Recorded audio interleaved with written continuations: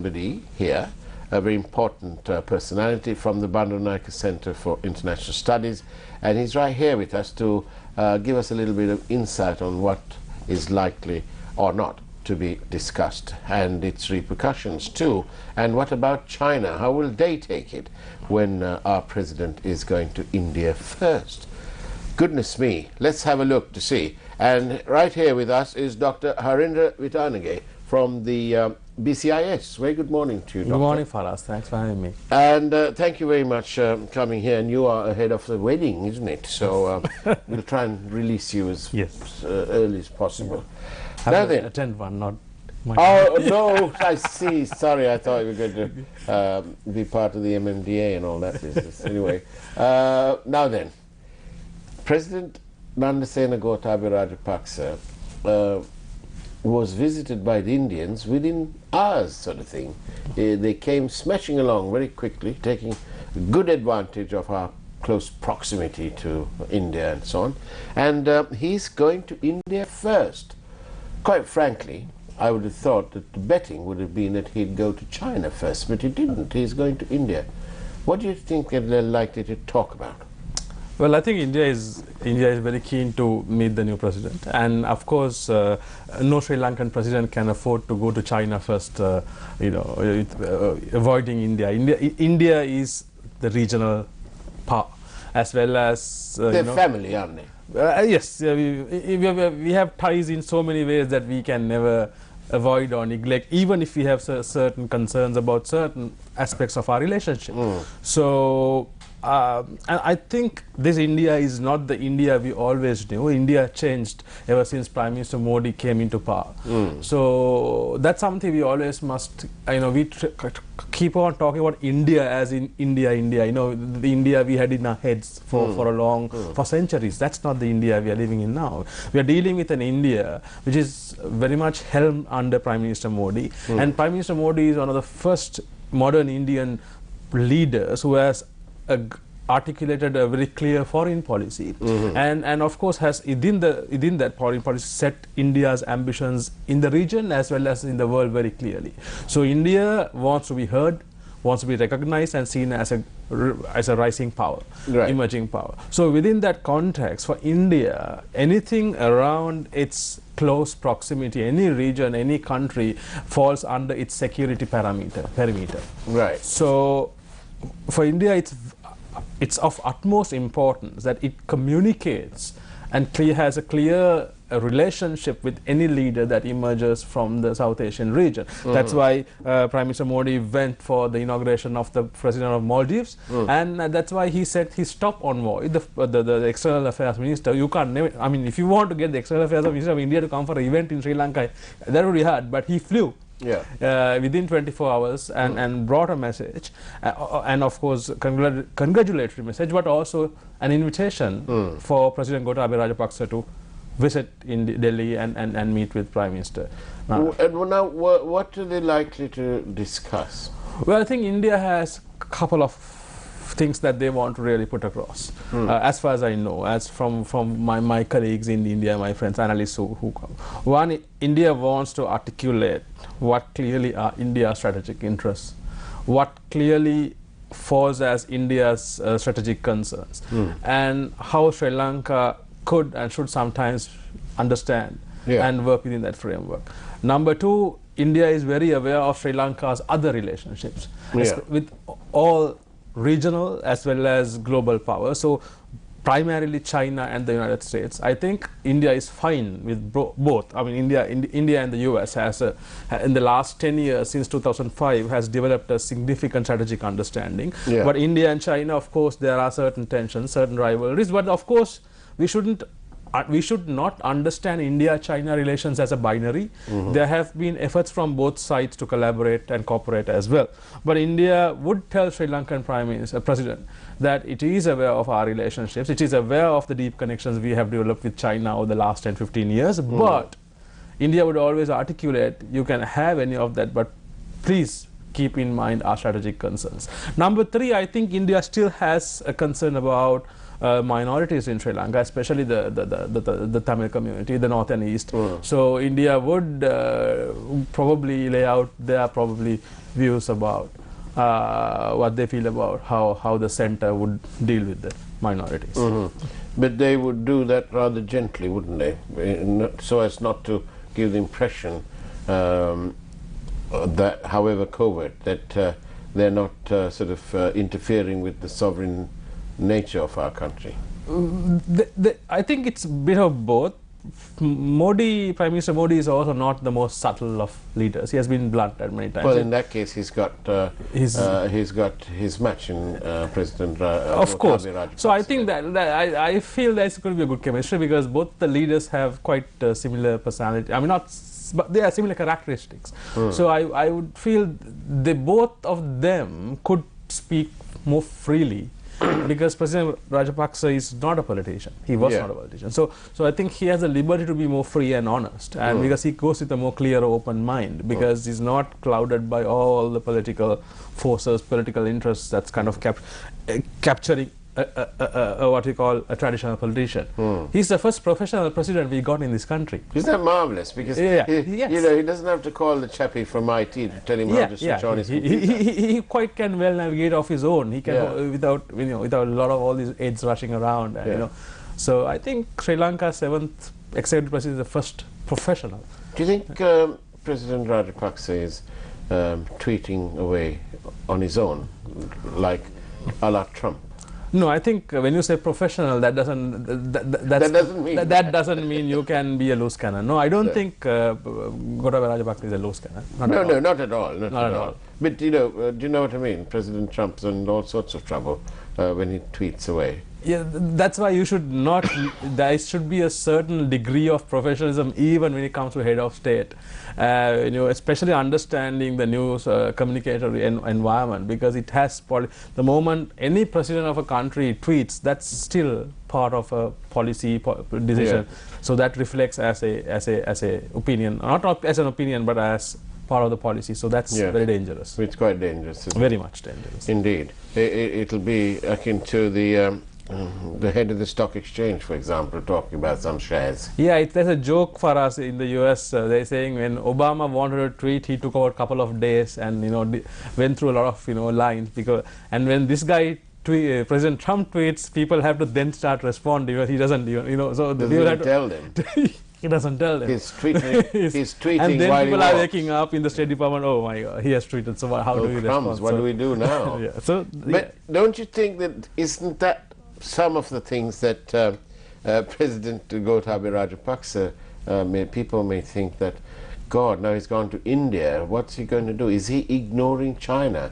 People who are pro-China, No, I don't think so. I think it's very clear. I think the current Sri Lankan president has a golden opportunity when it comes to foreign policy. Because Sri Lanka's foreign policy and all the discussions and debates we have in this country are extremely polarized and extremely subject to politicization.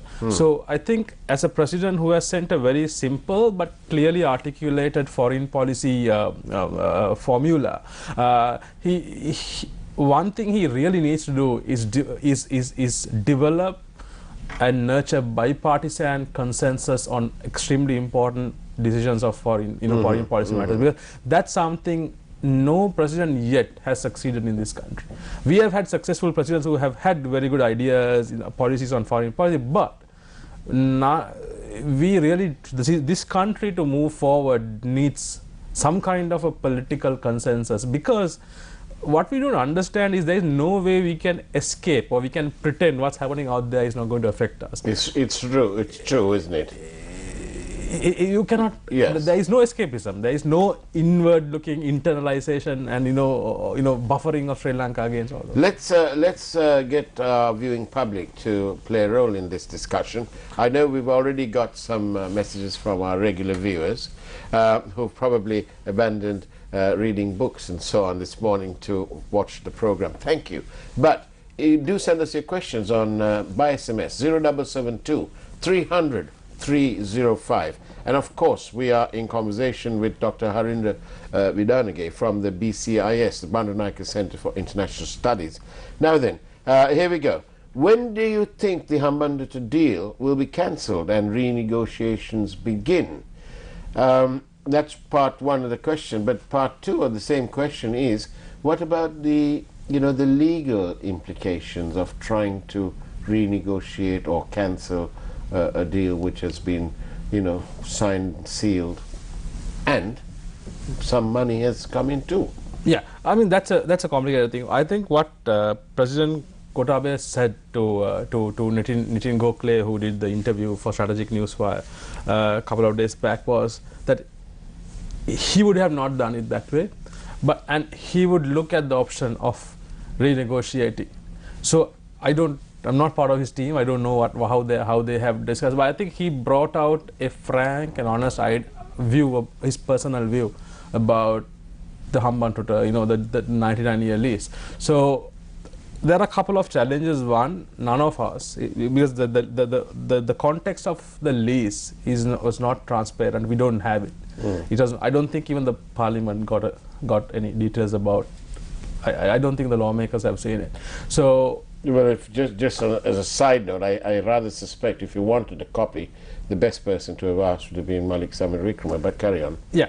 But I don't think that was so. Given that, the thing is, I as an academic should not comment on, I should not build up hypotheses. No, that's right. We're talking about policy. Yeah, at least what he is trying to, look at, when politicians, sometimes when leaders of countries bring messages like that out, rather than looking about the message itself, I think what he's trying to tell is a clear message. Yeah. The message is that, there is one message, he's not a pro-China president. That's establishing... He's pro-non-aligned. He's pro-neutral. Yeah. That's a very interesting way of putting foreign policy. Number two, he's not afraid even to ask friends that when things are not as fair as he deems, that there is a way Sri Lanka always would want a fairer deal.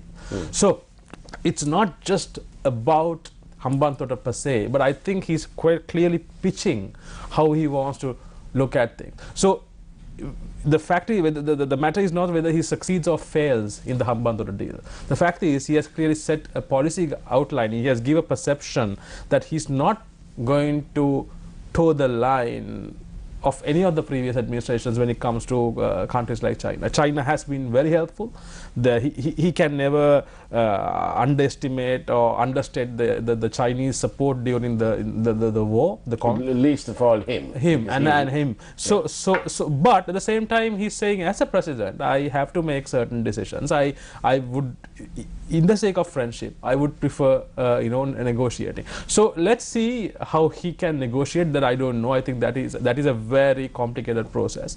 Of course, you can, say, well, one of the efforts could be to limit the timeline, because it's a 99-year lease. But we haven't still seen any country successfully renegotiating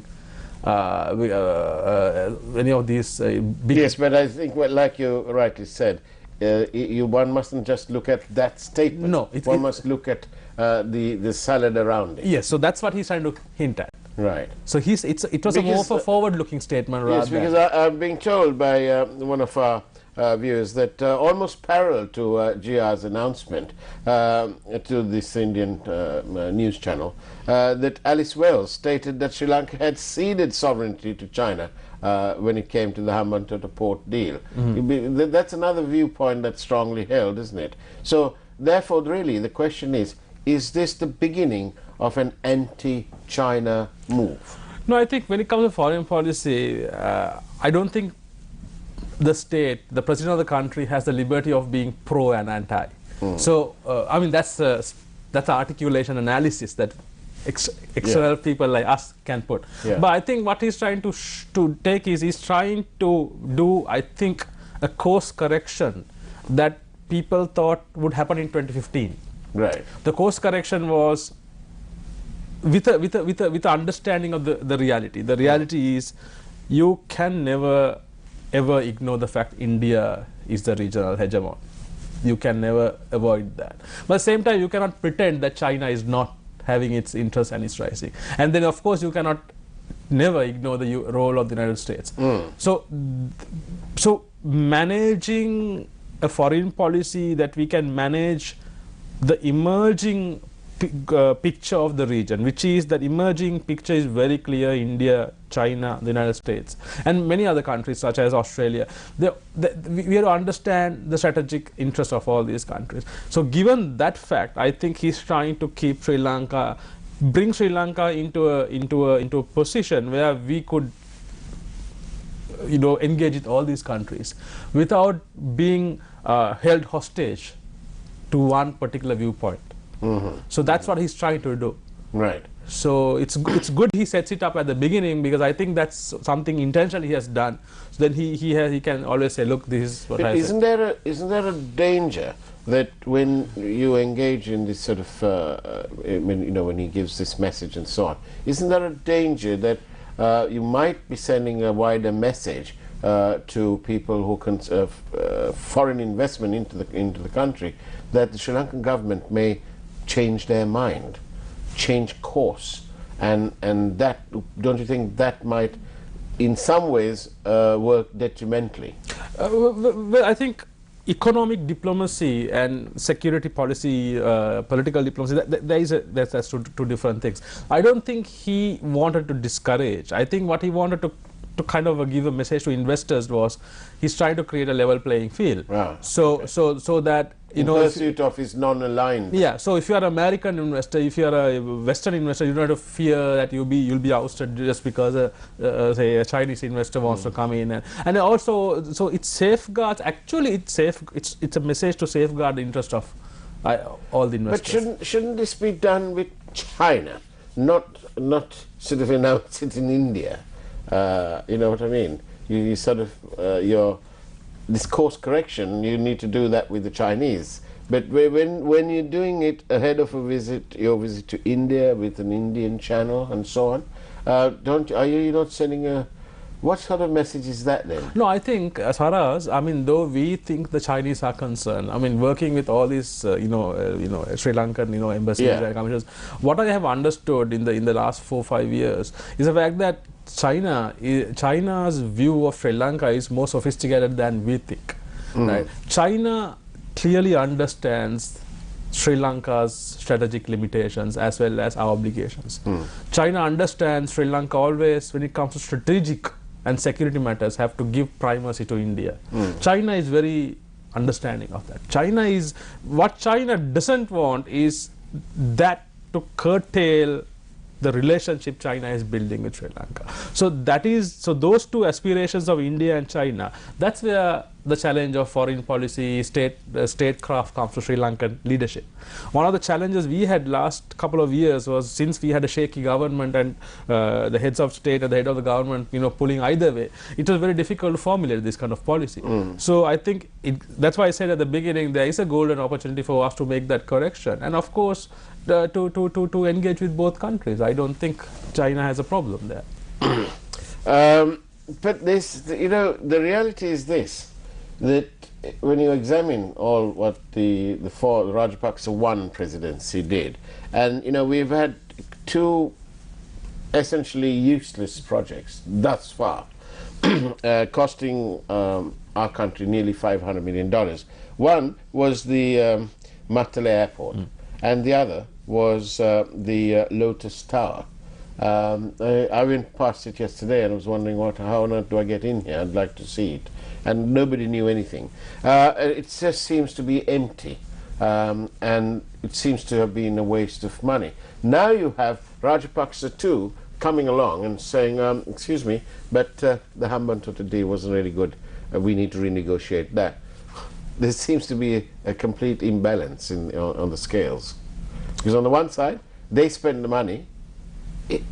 He wasn't a politician, he was Secretary of Defense. But, Presidency 1, Rajapaksa 1 says, look, we've spent all this money, we're all blah-de-blah, very nice. And here comes the Rajapaksa 2 and says, oh, don't agree with that one. We need to renegotiate. So is this the start of yet more misaligned spending, if you like, or investment? Some will say spending, some will say investment. Where's the real, what's real? China, they've spent the money, they've got the money, nearly $1.2 billion China has paid Sri Lanka. The loan, as far as we know, is still active. It was sent to the Consolidated Fund by the Sri Lanka Ports Authority. So how are you going to renegotiate a deal which you already received money for? I mean, I go back to my first answer. That's why I said, to be honest, because I'm not part of that, Yeah. I have no real clear answer to give you. I don't want to provide false misinterpretations to the public, because none of us, nobody actually knows the content of the argument. But that's why I said the only thing we can dissect from that particular statement is where President Rajapaksa has pitched his foreign policy imperatives, where he's going to go forward. But the second part of the question about Mahinda Rajapaksa versus Gotabaya Rajapaksa, I think one thing is, I feel it's unfair always to judge the current president by his, the former presidency, because it's maybe unfair, I point taken, but it is fair because that president, the former president, will be and is the Prime Minister. Yeah. And as you know, after the 19th Amendment, it isn't so much the president, but it is the Prime Minister. Yeah, no, point totally taken. I think how they manage affairs between them is something time will tell us. There is no way that we can predict from this point onwards this is how they're going to do it. But I think that is why the current president has clearly said, this is what I want. And that has not been, I mean, you don't see any counter argument coming from the Rajapaksa camp saying, no, we are not, So there has been no counter to that. So it's very clear he has set his policy. As far as I heard, I think he has been given a bit of a free hand to kind of set his own policies. So quite rightly too. I mean, this is his mandate. This is his mandate, because it's not the mandate that we haven't still seen the other mandate coming up yet. That's right. So I think he's trying hard in a way to not to distance, but I think bring out his own view of things. So we'll have to see how he manages that. As Wait you and say, see. Wait and see, because there is no other thing to do. I mean, there is no way we can. I agree. There has been a lot of money spent on some of these projects, which we feel could have been utilized somewhere else. But now we have committed, we have built. So it's very difficult for us to see where that is going. But I think that is why the only option he has, so he is to look at the future. And he has said, this is where I'm going to take the country in the future. This is my policy on China, this is my policy on India. And so we still haven't heard his policy on the United States, which is very interesting. None of you guys are talking about it. Yeah, we're waiting. Yeah, so one step at a time. So it's very clear. It's very interesting to see that also coming out, because he has been he's keeping a very open mind, I suppose. Now I need to move on to from India and China and all that to something else. Okay. And now that you mentioned the United States, what about MCC? And it's nothing to do with cricket. Yeah. So MCC, I think. Again, that's why I want to bring you into that point. President Rajapaksa, during his campaign or now, has not committed himself about MCC. Yeah. We see the rhetorical band going with the anti-MCC thing. But I think what I'm hearing is what I see is he's keeping a pretty open mind. He has not said no. So I think if he's going to go ahead with MCC, he probably will first see if they will bring it to the parliament, because what we didn't see happen is MCC is having interpretations given by various people. There has been no clear debate about MCC. You have to have a debate within the parliament. That is our lawmaking body. That is where people's sovereignty is represented. In a wider way, isn't it incredible that people who talk about democracy and a return to level playing fields and so on haven't bothered to debate this in Parliament? Yeah, so that is the thing. So we have to, for things like MCC, you cannot totally discard and saying it's American. So we have to bring it to the Parliament, because there are a lot, when it comes to the US, I always tell my friends is the US has a larger virtual footprint in our head than the actual footprint they have. So we always have this. Well, that's the problem, isn't it? Because the US aid to Sri Lanka since independence, on average, has been about $30 million a year. Yes, and all of a sudden, they're coming along, and this superpower is begging us and saying, please take this 480 million. Yeah, so it's so many times more than we've ever given. So I think since independence we have got 2 billion altogether.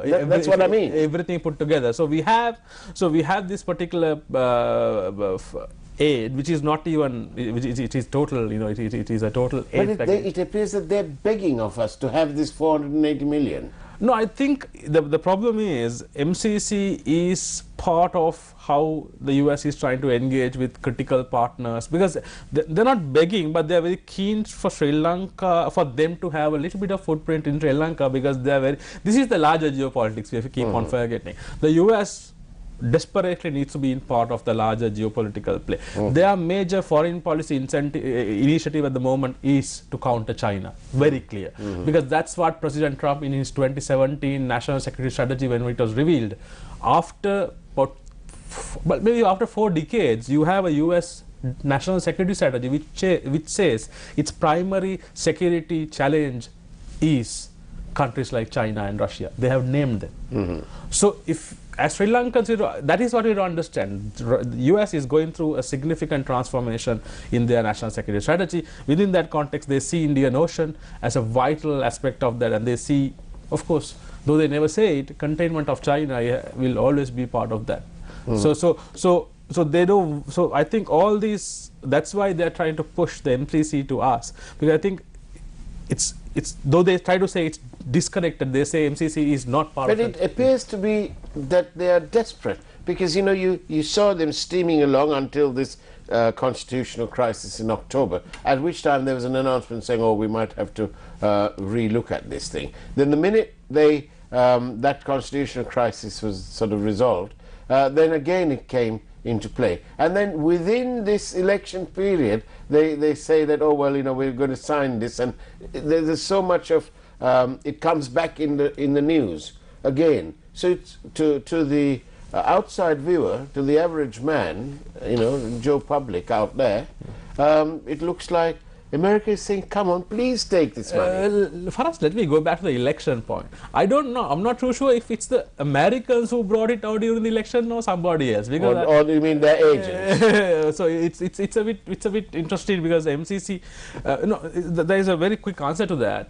Since 2015, the 2015 government. But if the Americans want to they want this footprint and so on, there's a very easy way.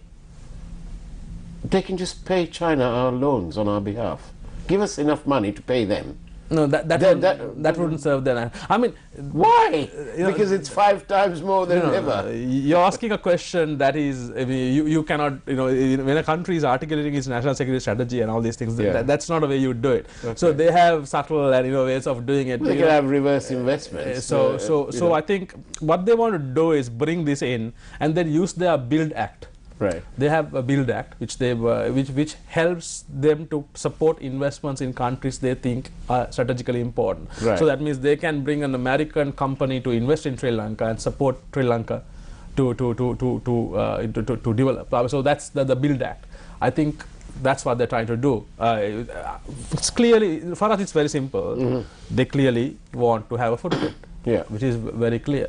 I mean, the only footprint they earlier had was the VOA, which they functioned, the Voice of America, under both governments, SLFP and UNP. And that when their propaganda, that VOA was shut down, I think they have understood Sri Lanka is strategically more important than just having propaganda. But where is the American investment in Sri Lanka? I think that's what they're trying to. If they, I think, as far as I know, if they bring in things like MCC, they can bring U.S. investments in as it's well. Not investments. They're just taking much of that money is going back outside. They've already decided who the contractors are. Not decided, but the RFPs and all of that stuff. I think that's. I mean, nobody. I think they don't want to give you total money for you to keep. That's part of their also, about how they recover some of it. Yes. If not all. But when things are getting interesting, we run out of time. Yeah. Dr. Harinder, but we can have the US conversation we'll do that on another one, because it's a very important one, and we must address these issues. After all, Newsline Live and all our other programs, including Face the Nation, they're not our programs, they're your programs. You tell us what you want to hear and to be discussed, and we will fulfill your desires, because, as I say, these programs are not ours, they're yours. You're in charge. Dr. Harina Vidanage, thank you very much. Thanks, Faraz. Thanks and for having me. as always, thanks to the excellent work that the BCIS did. Thank you. Yeah. Long may it go on. Thank you. And that's the way it was on Newsline Live today. Take care. Have a wonderful day ahead of you. Safe and fulfilled. And, of course, God bless.